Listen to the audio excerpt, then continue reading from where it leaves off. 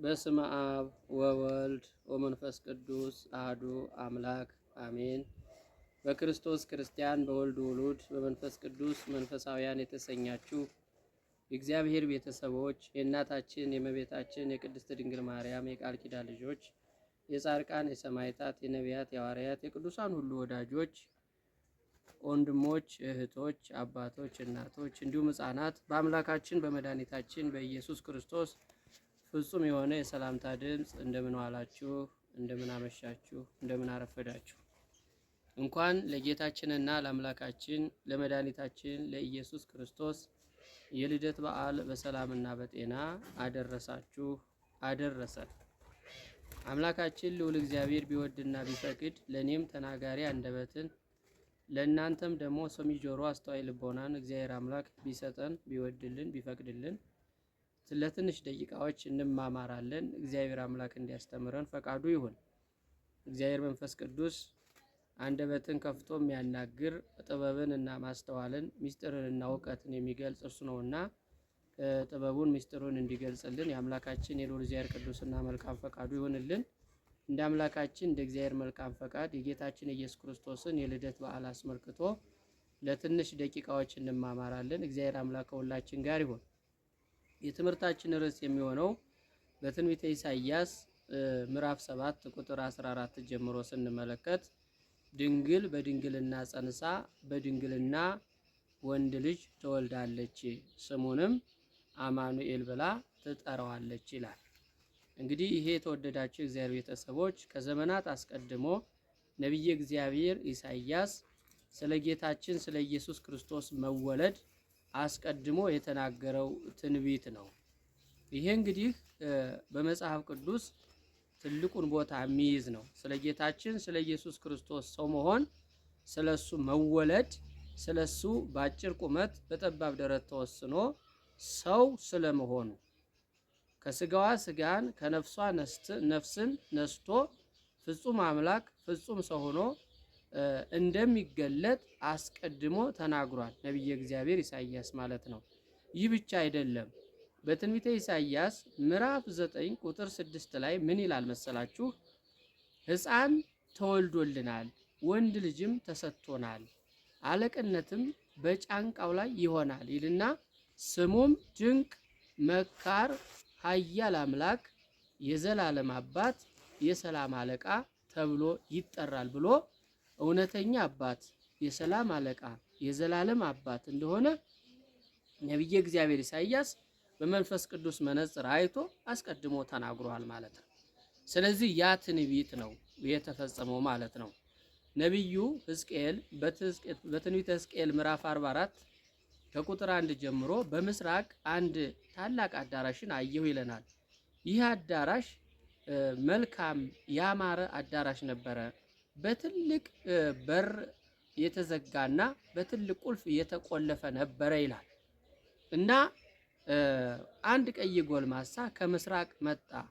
ያ ቀይ ጎልማሳም እንደዚሁ ወደዚህ አዳራሽ በሩ እንደተዘጋ ቁልፉም እንደተቆለፈ ገባ ይልና ይህ አዳራሽ ይህ ቤተ መቅደስ ይህ በር የእስራኤል ቅዱስ አንድ ጊዜ ገብቶበታልና ለዘላለም ተዘግቶ ይኖራል ብሎ የእመቤታችን የቅድስት ድንግል ማርያም ድንግልናና ቅድስና ኢየሱስ ክርስቶስን ከመውለዷ በፊትም ኢየሱስ ክርስቶስን ከወለደችም በኋላ ለዘላለም ድንግል ሆና እንደምትኖር ይህ ነቢይ ነግሮናል ማለት ነው።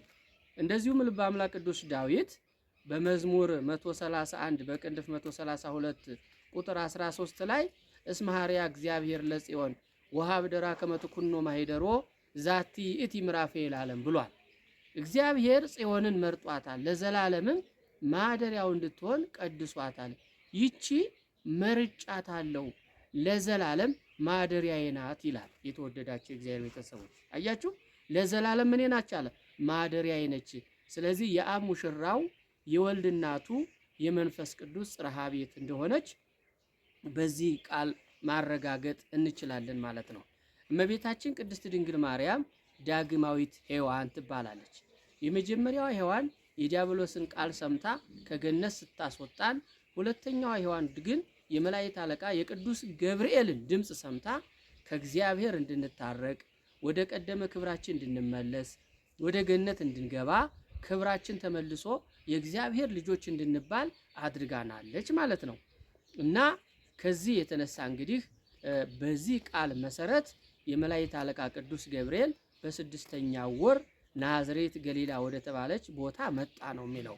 በሉቃስ ወንጌል ምዕራፍ 1 ቁጥር 26 ላይ ተመዝግቦ ተጽፎ እናገኘዋለን። ይሄን በግልጽ ማለት ነው። በ6ኛው ወር የሚለው ወደ ኤልሳቤጥ ከመጣ በኋላ ከ6 ወር ቆይታ በኋላ ለማለት ነው። የመላእክት አለቃ ቅዱስ ገብርኤል እጅ እየነሳ እያደገደገ መጥቶ ደስ ይበልሽ ተፈሲ ደስ ይበልሽ እያለ ተፈሲ ደስ ይበልሽ እያለ እያመሰገናት መጣ። እነሆ ትጸንሻለሽ፣ ወንድ ልጅም ትወልጃለሽ፣ ስሙንም ኢየሱስ ትይዋለሽ ባላት ጊዜ እንዴት ሊሆን ይችላል? እኔ እኮ ወንድ አላውቅም አለችው ይላል። እንኳን የገቢር የሐልዮ እንኳን የገቢር የሐልዮ ሰው ኃጢአትን በሶስት መንገድ ሊሰራ ይችላል። በነቢብ፣ በገቢር፣ በሐልዮ፣ በተግባር በመናገርና በማሰብ። እመቤታችን ድንግል ማርያም በነቢብ፣ በገቢር፣ በሐልዮ ንጽሕት ነች። እመቤታችን ቅድስት ድንግል ማርያም ኃጢአት የሌለባት ንጹሐ ባህሪ ኢየሱስ ክርስቶስ ያከበራትና የወደዳት ድንግል ማርያም ወላዲተ አምላክ ነች። እና ከዚህ በኋላ የመላእክት አለቃ ቅዱስ ገብርኤል ከአንቺ የሚከናወነው በግብረ መንፈስ ቅዱስ ነው ባላት ጊዜ ይኩነኒ አለችው። በዚህ ጊዜ አካላዊ ቃል ኢየሱስ ክርስቶስ በማህፀኗ ውስጥ አደረ፣ የፊቷ መልክ ተለወጸ፣ እንደ ፀሐይም አንጸባረቀ ይለናል ወገኖቼ። እና በዚህ በሉቃስ ወንጌል ምዕራፍ 2 ቁጥር 1 ላይ ዛሬ በዳዊት ከተማ መድኃኒት የሆነው እርሱ ኢየሱስ ክርስቶስ ተወልዶላችኋልና ብሎ የመላእክት አለቃ ቅዱስ ገብርኤል እረኞቹ ወዳሉበት ቦታ ሄዶ ለእረኞቹ ነገራቸው። እረኞቹም እግዚአብሔር የገለጸልንን ይህን ድንቅ ታምር እኒ ብለው ወደ ቤተልሔም ሄዱ ይላል። ወደ ቤተልሔም በሄዱ ጊዜ ሕፃን ተኝቶ በግርግም ተኝቶ በጨርቅ ተጠቅልሎ አውራ ጣቱን ታስሮ አገኙት። ወድቀውም ሰገዱለት፣ ምስጋናም አቀረቡለት። በዚህን ጊዜ ሰውና መላእክት በአንድ ዘመሩ ይላል። ስብሐት ለእግዚአብሔር በሰማያት ወሰላም በምድር ስምረቱ ለሰብ ብለው መላእክትና ሰዎች በአንድ ላይ ዘመሩ። ዛሬ በኢትዮጵያ በደብረ ሩሃ በላሊበላ የምንመለከተው